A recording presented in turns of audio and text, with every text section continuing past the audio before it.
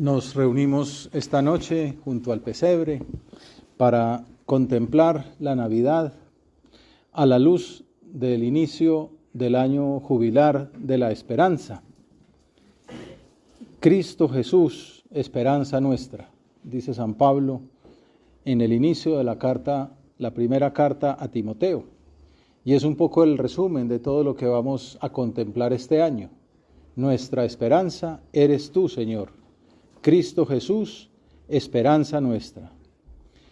Al inicio del jubileo contemplamos esta virtud tan importante que el Santo Padre ha querido poner en el centro de todo el año jubilar, el año de la esperanza.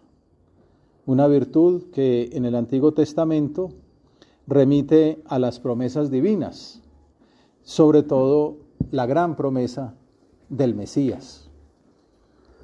Y al inicio de este tiempo dedicado a meditar esta virtud de la esperanza, podemos preguntarnos si esos anuncios se cumplen en realidad o si Dios pide una fe ciega, casi irracional, como algunos pueden plantear.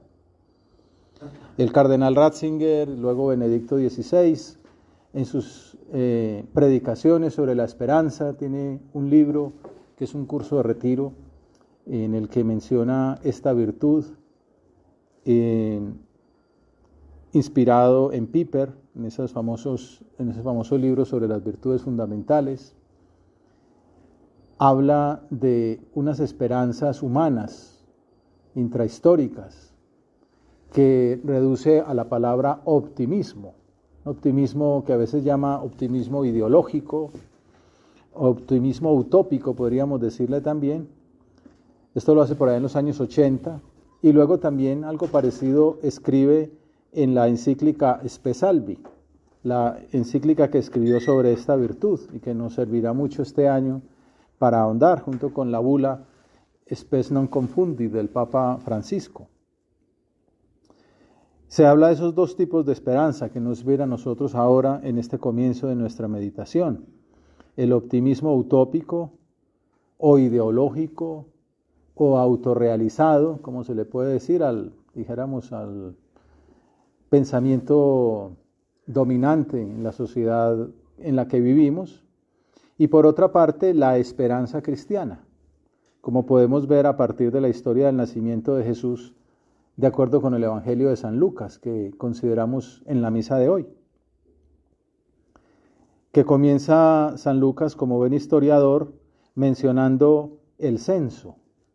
Es un poquito, podríamos decir, la tentación de ese optimismo utópico ya desde entonces.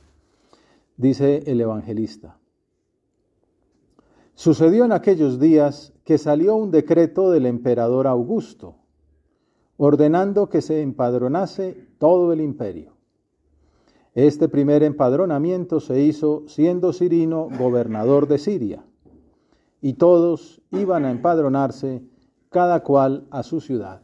Hay distintas maneras de entender estas palabras, de hacerlas compatibles con los otros documentos históricos, pero lo que queda claro es que San Lucas muestra que es un hecho real, que forma parte de la historia del Imperio Romano. Para Lucas es importante, dice Benedicto XVI, el contexto histórico universal, y es que con este reinado del César, por primera vez se puede empadronar al mundo entero, todo el imperio, dice el Evangelio. Por primera vez hay un gobierno y un reino que abarca el orbe. Y entonces se puede concluir que solo en este momento, cuando se da una comunión de derechos y de bienes y hay una lengua universal, puede entrar en el mundo un portador universal de salvación.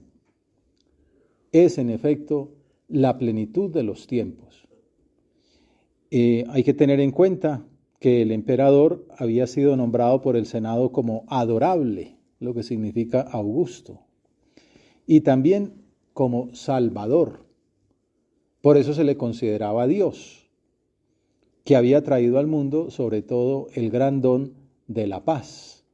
Es lo que muchos de ustedes habrán visto en ese camino por vía de Ripetta hacia la Santa Croce, en el Ara Pacis Augusti, ese monumento que conmemoraba la paz que él había conseguido, la paz universal, que él aseguraba por un cierto tiempo y que permitía a la gente dar un profundo suspiro de alivio y de esperanza, la plenitud de los tiempos.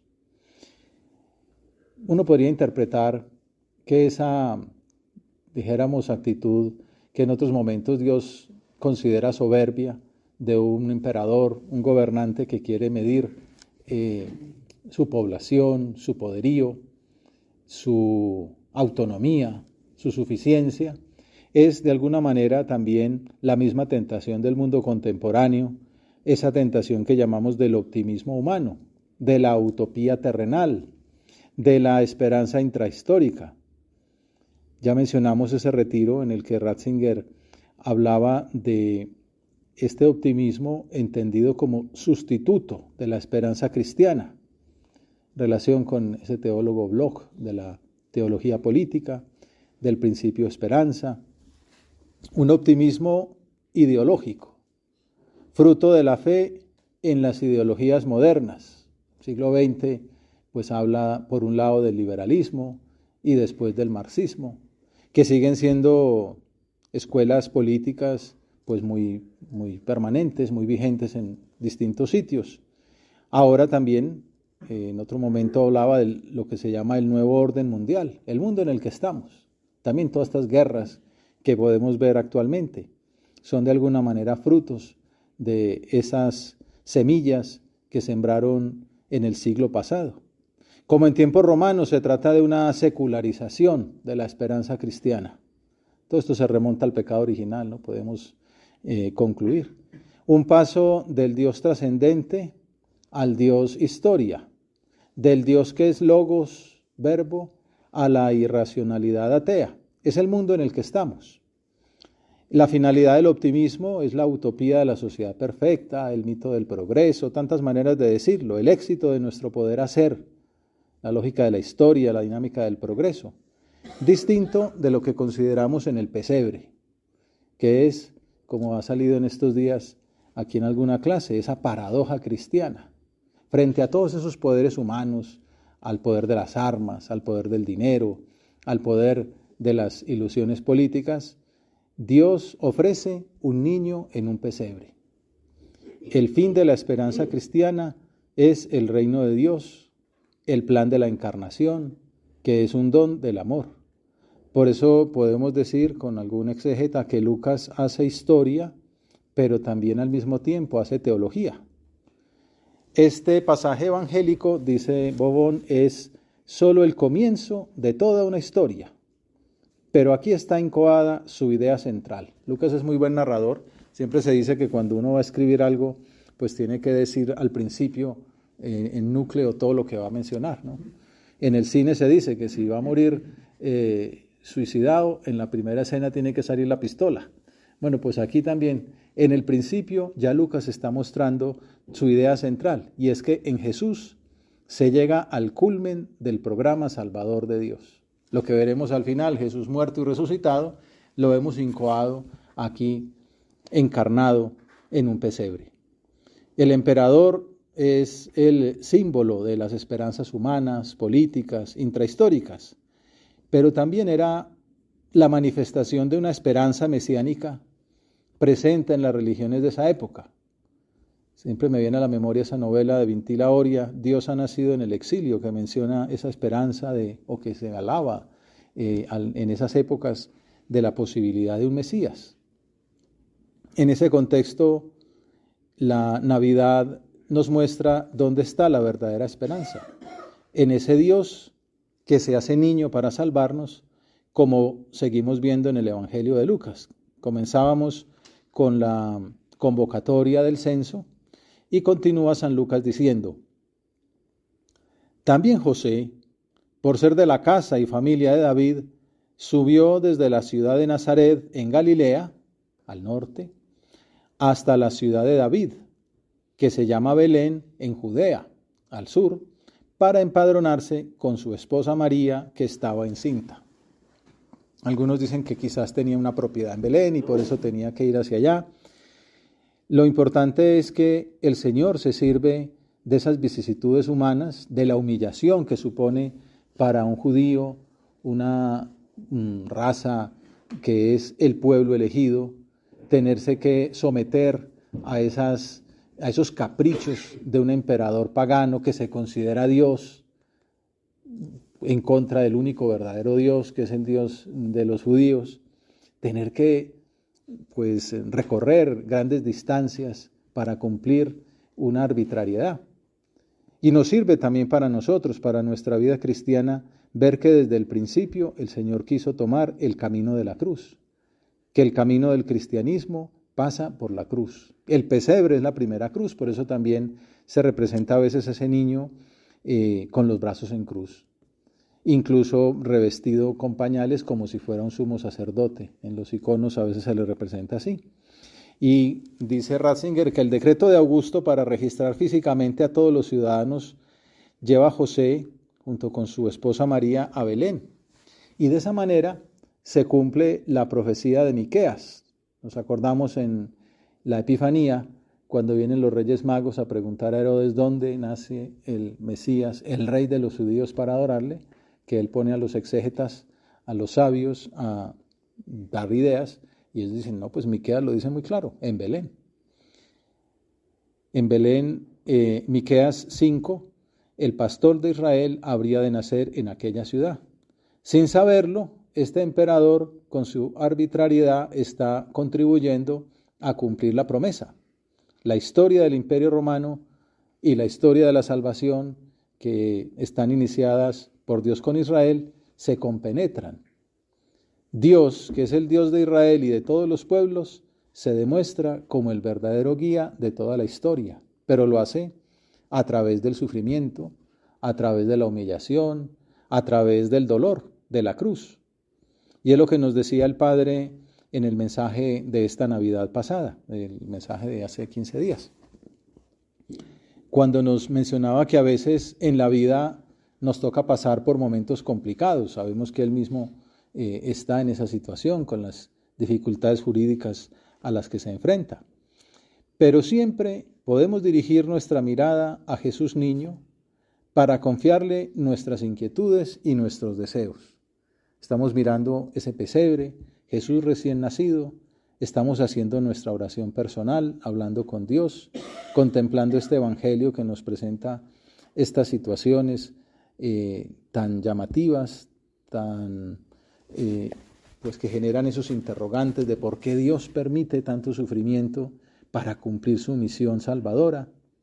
Y pues le presentamos también nuestras dificultades, nuestras inquietudes, nuestros deseos, Señor. Haciendo un poco de balance de este año, nos damos cuenta que quizá no hemos sido pues tan generosos como tú esperabas, que de pronto hemos sido un poco como el cangrejo, un poco para atrás, o un paso para adelante y dos para atrás. Pero la conclusión, dice el Padre, es que no estamos solos en ningún momento, porque Cristo quiere compartir con nosotros su paz. Una paz que, como sucedió en Belén, no es ausencia de problemas, sino la certeza de la fe en el amor de Dios por cada uno. Ver a Jesús, la persona del Verbo, la segunda persona, la Santísima Trinidad encarnada, hecha hombre, hecha niño, indefenso, pequeño, el omnipotente, nos muestra que ese es el camino que ha querido, que ese es el fundamento de nuestra esperanza. Saber que Dios es el primer interesado en nuestra felicidad aquí en la tierra y por siempre en la eternidad, nos puede ayudar a dar sentido a las contrariedades que se presentan en la vida. Es como la primera gran idea de esta contemplación de tu encarnación, Señor, que la cruz forma parte de tu misión salvadora, que el sufrimiento, la dificultad, la contradicción forma parte de nuestra corredención, de nuestro unirnos a esa labor que quieres concedernos. De ahí viene esa famosa jaculatoria de San Pablo, omnia in bonum, para los que aman a Dios, todo es para bien, que le gustaba tanto repetir a San José María. Bueno, después de esas dos primeras ideas, ¿no? La esperanza como opuesta al optimismo ideológico y la importancia de la cruz desde el primer momento en el pesebre, vamos continuando la narración de San Lucas. Y sucedió que mientras estaban allí, en el Catálima, en la posada, una palabra difícil de traducir y dicen que es la misma palabra que después se usa para hablar del sitio donde se instituyó la Eucaristía, el cenáculo, como la palabra Belén, que significa la casa del pan, quiere decir que se unen el nacimiento y la Eucaristía. Jesús vino para quedarse, es esperanza cumplida. Y así vamos respondiendo a la pregunta que nos hacíamos desde el comienzo. La importancia de la esperanza, de esos anuncios del Antiguo Testamento, es que en el Nuevo Testamento se cumplen verdaderamente. Sucedió que mientras estaban allí, le llegó a ella, a María, el tiempo del parto, y dio a luz a su hijo primogénito. Lo envolvió en pañales y lo recostó en un pesebre, porque no había sitio para ellos en la posada. A este pasaje se refería el Papa Francisco en la apertura de la Puerta Santa, mostrándonos a ese niño en ese pesebre. El gran signo es ese pesebre, el sitio de los animales. Y esa es nuestra esperanza. Dios es Emmanuel, el Dios con nosotros. Y es que lo infinitamente grande se vuelve pequeño. También jugando con esas palabras, el verbo se abrevió, dice algún padre de la iglesia, se hizo pequeñísimo. La luz divina brilla en medio de las tinieblas del mundo, que es lo que vemos con la estrella que ilumina el pesebre. La gloria del cielo aparece en la tierra. Maravilloso, ¿verdad? Por eso todo el mundo se detiene y por eso suena el ruido de la pólvora, de la gente que quiere salir al encuentro de ese niño que viene. La gloria del cielo aparece en la tierra. ¿Y de qué manera? En la pequeñez de un niño. Tú, Señor, nos muestras cuál es el camino. Tú que eres el omnipotente, lo más grande que hay, te haces pequeño. Y si Dios viene, dice el Papa, incluso cuando nuestro corazón se parece a un pobre pesebre, que es como seguramente tú y yo nos vemos delante de Jesús, podemos decir, la esperanza no está muerta. La esperanza está viva y envuelve nuestra vida para siempre. Y me escribía esta mañana un amigo, decía que efectivamente era desesperanzadamente, ¿no? Como que era obligatoria la necesidad que teníamos de que Jesús viniera con su esperanza. La esperanza no está muerta. La esperanza está viva y envuelve nuestra vida para siempre. La esperanza no defrauda. Ese es el mensaje de esta noche del inicio del jubileo. Spes non confundit, dice San Pablo, y es el título de la bula con la que el Papa convoca este año a jubilar. La esperanza no defrauda. Y es el signo que tiene el jubileo. Cada 25 años el Papa abre esa puerta santa y como mostrando que el corazón de Dios se abre, cada uno de nosotros puede entrar en el misterio de ese anuncio de la gracia. Esta es la noche en la que se abre la puerta de la esperanza. Tenemos todo un año para meditar sobre esta virtud, la alegría que transmite, la ilusión que nos abre. Esta es la noche en la que Dios nos dice a todos, también para ustedes hay esperanza. Hay esperanza para cada uno de nosotros. Si veníamos sintiéndonos pobres, indefensos, pecadores, miserables, indignos de presentarnos ante ese niño, pues el Señor nos dice que sí podemos presentarnos. Él nos dignifica. La esperanza está viva y envuelve nuestra vida para siempre. Y por eso el Papa repite esas palabras que ha anunciado desde recién elegido. No podemos olvidar que Dios lo perdona todo, que Dios siempre perdona. No olviden esto, que es una manera de entender la esperanza en el Señor. Y nos llenamos de alegría, Señor, contemplarte así. Así, niño, que has venido para perdonarme. No soy digno de que entres en mi casa, pero una palabra tuya bastará para sanarme. Y esas palabras te conmueven y nos haces dignos tú con tu gracia. Una vez más comenzamos, nos presentamos de nuevo, con esa ilusión, con esa confianza que no viene de nuestra presunción, que es uno de los peligros de entender mal la esperanza, sino que viene de la confianza de la fe en ti. Como sabemos, fe y esperanza se relacionan íntimamente. Y entonces, pues si nos sentimos así, pobres, indignos, miserables, nos podremos identificar un poco con aquellos pastores, que son unos personajes maravillosos. En la Sagrada Escritura, pues no eran muy bien vistos en general, porque los personajes grandes de la sociedad judía, pues eran los escribas, los fariseos, los sacerdotes. Los pastores, pues eran personas que están al raso, están trabajando en la calle, pues en la mitad del campo, que es una figura muy bonita para nosotros identificarnos allí. A los primeros a los que se les anuncia el nacimiento de Jesús es a unos trabajadores, como tú y como yo, personas de la periferia que tienen que trabajar incluso de noche, al aire libre, velando por turno su rebaño. Nos acordamos de ese villancico tan bonito del tamborilero, que también pues conmueve tanto a la gente por esa misma idea, que es un niño, una persona insignificante que no tiene mucho que ofrecer y que sin embargo se gana la sonrisa del Señor. Es lo que sucede en este caso. A los que escoge Dios para enviarle su ángel, probablemente el mismo arcángel Gabriel, es a esos pastores.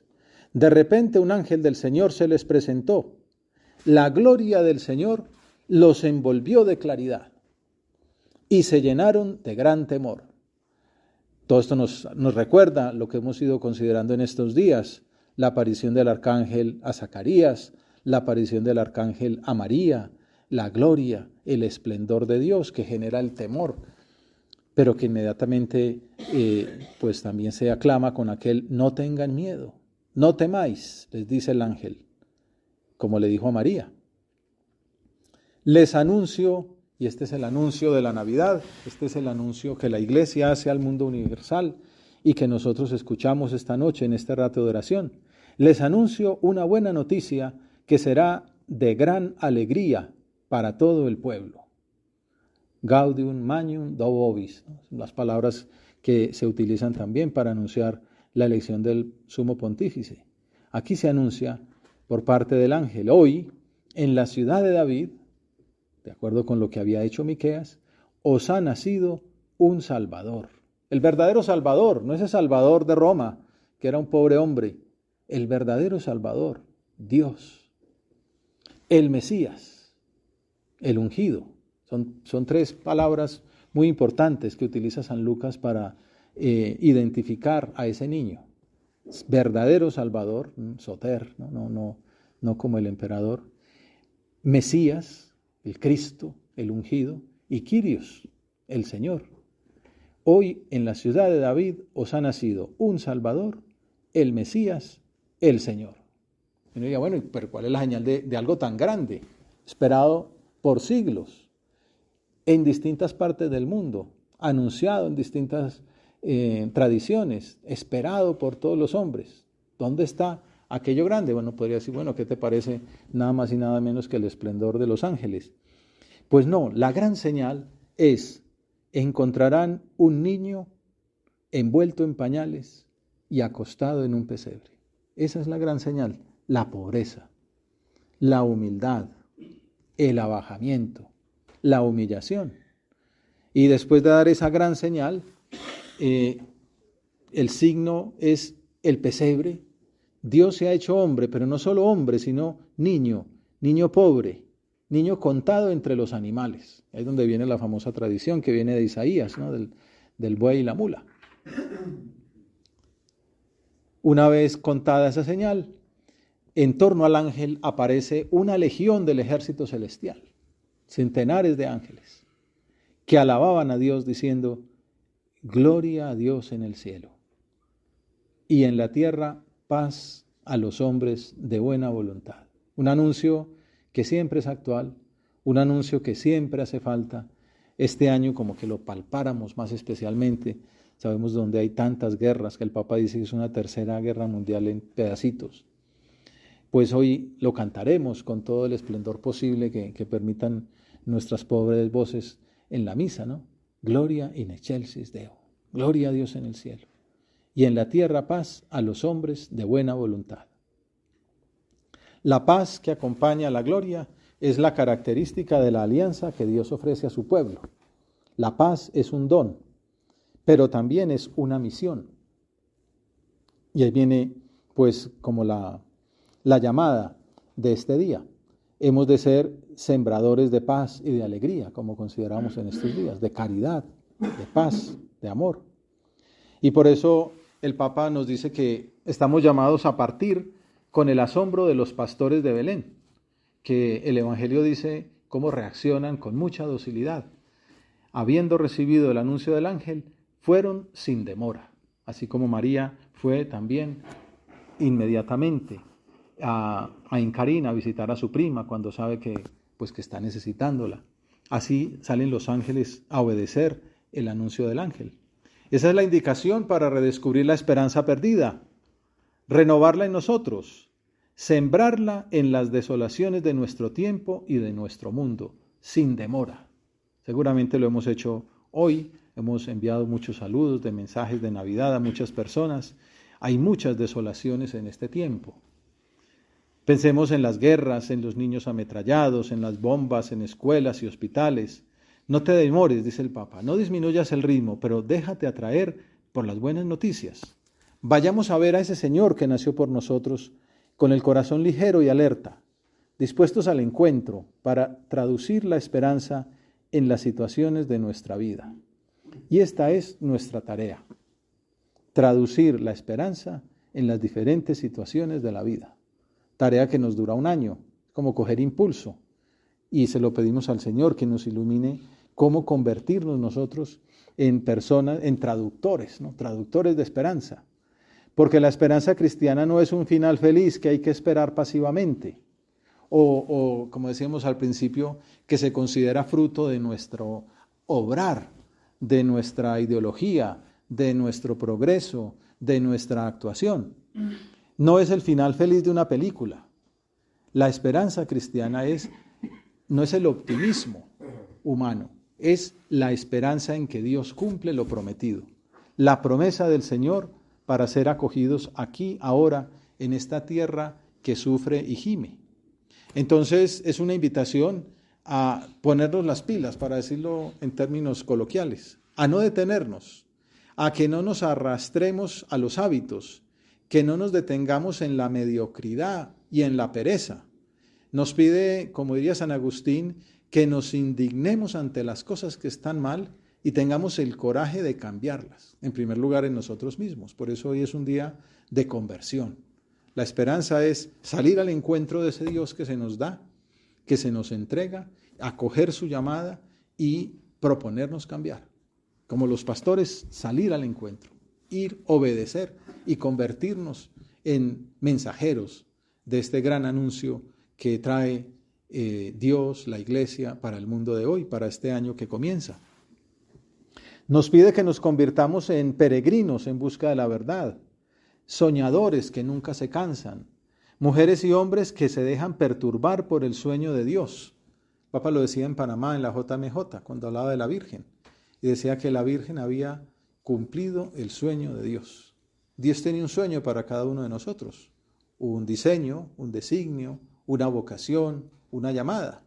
Y es a lo que nos llama esta fiesta de hoy, es a hacer realidad ese sueño.